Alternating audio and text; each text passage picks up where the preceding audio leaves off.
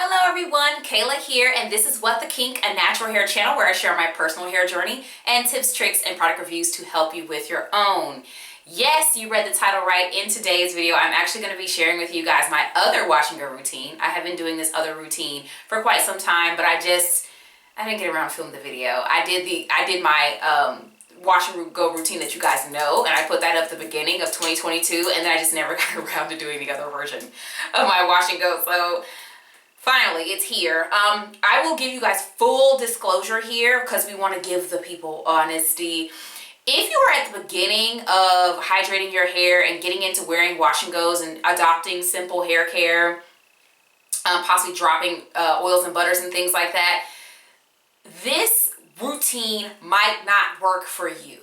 It might not work for you. I would say if you're someone who you're shampooing and your curls are not popping when the shampoo is on your hair, if you are unable to get curl definition from like more medium to light hold gels, like some kind of definition from them, it doesn't have to be perfect or smooth or whatever, then this might not work for you because it does heavily rely on your hair kind of tending towards definition and using a product that's not super strong hold. If you are at the beginning, I highly recommend that you go to the video that was put up in 2022. I think it's called Full Detailed Wash and Go Routine, something like that. Definitely go look that video up because that will be more so likely to give even a beginner decent results. This, if I had tried this version of my wash and go a couple of years ago, it definitely would not have come out nearly as good as it tends to come out. So that's definitely something that I just want to be honest with you about. Now, for the folks that are staying, there's a lot of talking in this video because that's how I do my wash and go videos, because I want people to fully understand what and why I'm doing anything. But of course, I'm not going to be able to say everything or remember everything. So feel free to leave in the comments any questions or comments that you still have so that I can, get in the comment section and help you or talk with you. All right, so this version of my wash and go starts off the same as my other version with conditioner in my hair. Like I go straight to the styling part after I rinse the conditioner out. It's like a part of the styling. This is the Dollar Curl Club conditioner. At this point, I still said what I said about it. It actually is a decent conditioner. So anyway, I'm going to rinse that out and I'm going to move to the first product. So in the previous video, the first product is what I was calling a primer because it's really not, I'm not styling my hair with it. I'm just using it to prime and prep my hair. More info on that in the other video because that's not really what this is about. However, with this version of my wash and go, I am going for a product that actually can style my hair. I'm going to style my hair with the first product. So instead of calling it a primer, I then go more so to the Black Girl Curls language of things and I call it a base gel. Because to me, base gel sounds like you're styling something. So for today's base gel, I am using the She Scented Plum Nectar and Agave Curl Perfection Styling Custard. This is a more medium hold, ceramy, botanical, whatever gel that can define my hair. There's not a lot of them, but there are some that can. So I always opt for something like this as the base gel.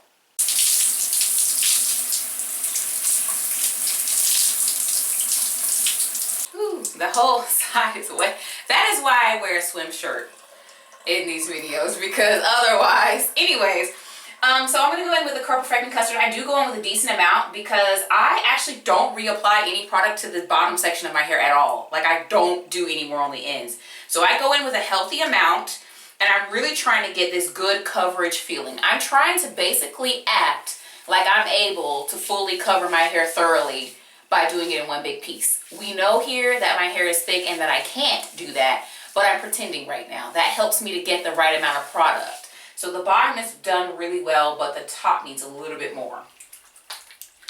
So we're gonna go in and get the top part. Basically, like, you know how back in the day you used to do your relaxer around the box of the thing, they like get around the edges of the section? That's basically what I'm doing right now. Relaxer reference. Do you remember? So anyway, now it's in. These gels tend to be really slippery, slimy, and slick. So I am going to do a tap of water. I'm trying to trap water in the product. I'm not trying to rinse the product. If you feel like you're rinsing the product, you put too much water. Okay, it does take a little bit of finagling to get used to like how much water is the perfect amount.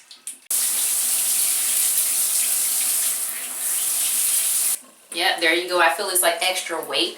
And so I do some squeezing, some smoothing. I don't want to lose me from my ends, so I may bring it back up. That's an old method from the curly world days. All right, so I have it through. Now we know good and well my hair thick. So once you start getting up in there, ain't no product in there, okay? So what I do is I then start to do sections. Let me bring the clip closer. So I don't do the rows and small whatever like I do with my normal wash and go. Well, my other wash and go, because I do both of these interchangeably depending on what products are open. So this version of my wash and go, I don't go into really small sections because with these type of gels, it'll just make the hair sticky and nasty and just ugh. And so what I do is I just go in and I pinch off a section to where I feel like the roots are exposed. Like basically I'm opening up my hair so I get access to the roots because I know there's no product there. Clip it. I would say roughly these sections are about double the size of the sections I do with the other method. So I go in with some product on just my fingertips, about the same as I would put at the roots of my other wash and go. But the hair is really heavy with product.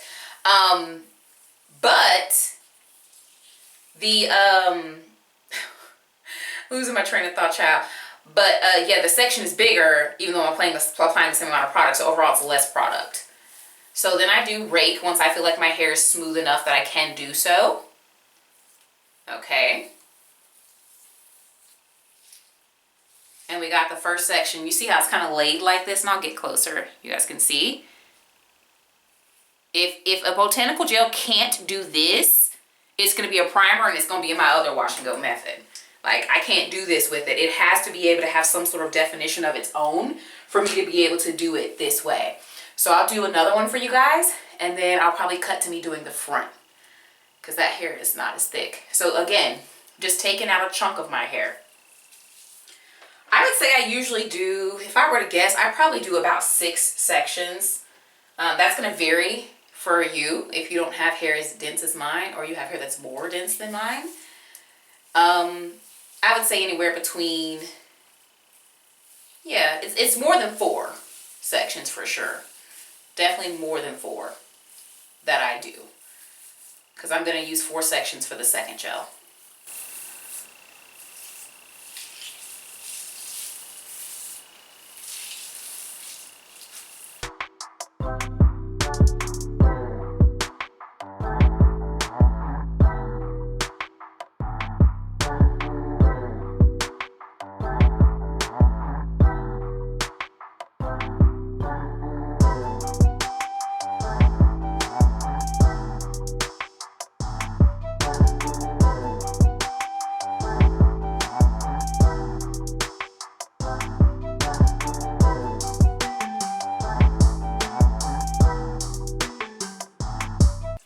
Okay, so we got a good weight of product on here without even using a lot of product. I don't tend to use a lot when I do this method. As you guys can imagine, it uses less product and it's faster. So I've got that going on, but this is Florida. This is not going to last. So it'll be defined and pretty and whatever. And then after a couple of days, it's not going to last. So then I come in with a hard hold gel. So the hard hold gel is still the hard hold gel, honey. But I don't style with a hard hold gel in this version of my wash and go. So I have the Frozen Drip and Grip Super Hold Gel. Super Hold. And I use whatever is open. This is open, okay? Looks like I left a little product on the lid. Let me dip that back in there. But anyhow, using whatever is open, I'm going to actually go into, there's some things, sometimes I'll just glaze it over the outside. When you do that, you don't have as much control over how much of the firm hold gel that you're using. But when you open the hair up, you have a little bit more control over it. But I would tell you, if you're using something like Jello Shot, I can do Jello Shot over the outside, girl, and it's done. It does result in hair that holds the curls, but it tends to be a little bit more voluminous because, of course, the work is being done by that softer hold gel. So this is going to flatten it just a little bit more than it would otherwise. So I'm going to go in. I put this section in half. I'm going to put this in half. So I do exactly 4 sections because I already have gel in my hair. Like the other gel already styled my hair, so I really don't need that much. Anyway, I go in with a small amount of the Frozen. You know, probably the amount I would have put on the roots of one of these smaller sections. So we're really not putting that much. Flatten it out. And then I'm just going to use this to kind of just sandwich this hair and seal in what I've done. Because you know the natural hair community loves sealing something. But we're just going to lock it in. It's already been styled with another gel, so we really don't care. That's it. That's it. So I'm going to do the other part of it. Did I get all of it? Did it fall? Okay. Pop that over my shoulder. Get another clump. And then sandwich the hair. Just locking in what we've already done with the other product.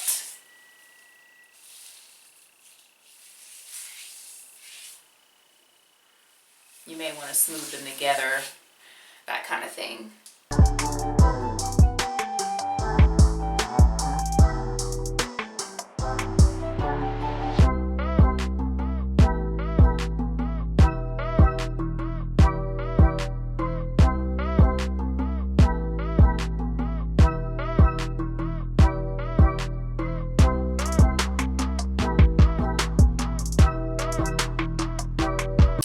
Now that I'm done with the whole thing, I'm just going to secure it in a little bun just to get it out of the way. And hold it, because I don't want to accidentally like rinse my hair or something like that while I'm trying to do another section. Okay, so I've moved on to the front of my hair. This hair is less dense. This hair tends to hold a curl a little bit better than the back, so on and so forth. So I do slightly modify a couple things. It's no biggie, but whenever I do these detailed videos, I do like to include styling the back and the front of my hair.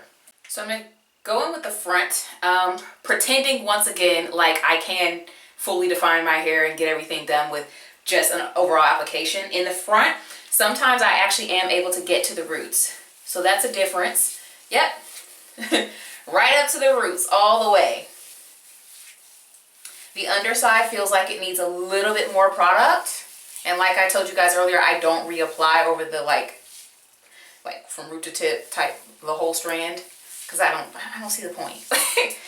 So we're going to do a small little, like barely any product, but that's just for the underside because it feels a little.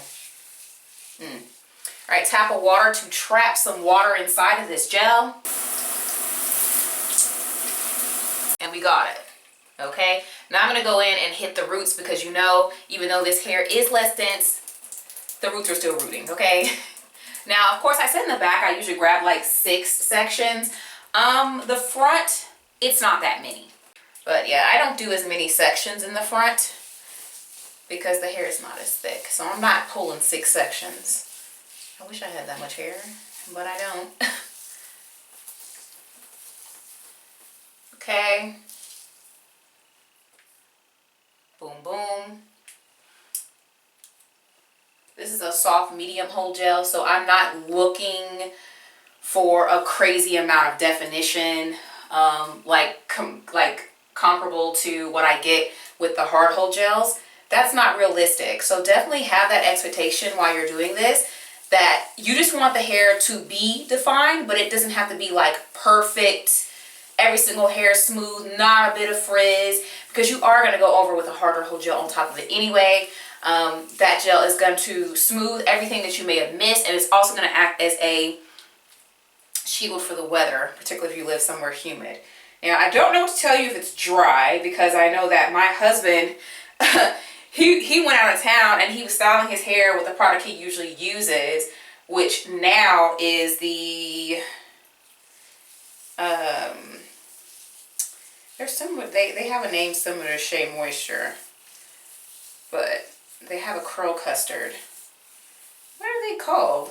I can't think of it, but anyway, he said the whole time he was gone in that more dry climate, it's not humid there, he was like, my hair feels dry. Like, and his hair looks kind of a mess when he came back. So if you live in a drier climate, then, I don't know, you might want to, I don't know, shower without anything on your head, or to get some humidity. I don't know. But, you know, that made me think, you know, I sit up here and I talk about the combos and things I use on my hair, but they could be drying people's hair out that don't live in a climate like mine. So like, please take that into consideration where your favorite YouTubers live. So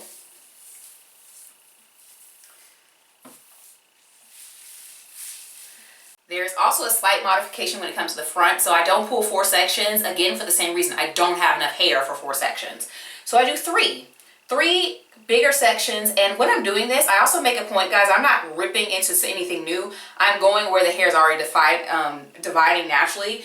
Because we have taken the time to define the hair, I can just find the pieces where it wants to. So even though you saw me divide the hair into 4s, I am naturally going where the hair separates and divides. I'm not creating like at the root with my finger going through like I would for like a twist out or something like that, where it doesn't matter and I kind of can just pull apart the hair as needed.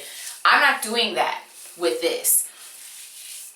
I am literally just letting the curls separate, and where I can grab it, I grab it. So here, the curls have separated here. I'm trying to do it in half so I can get the other third. That part doesn't want to go. I'm not going to take it.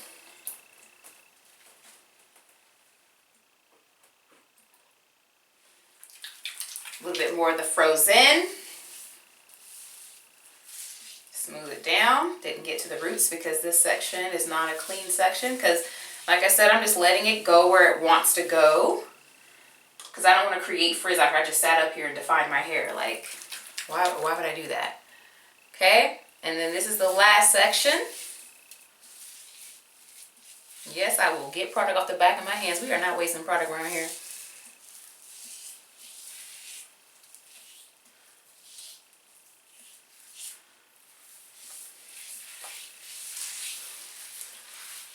Okay, let me close it up, and then we'll talk a little bit about the products. So as I said earlier, this version of my Wash and Go uses less product, which is great because I'm a long hair natural. I'm gonna use my thumb to bring it down. I don't do y'all do this, to take the product off the sides and put it back at the bottom? I'll use my thumb to bring it down, and then I'll tap it to level the product back out. I want to know how much product is in here. So this is my hard hold gel. Mind you, when I opened it, it had already been used. I have already done a wash and go with this.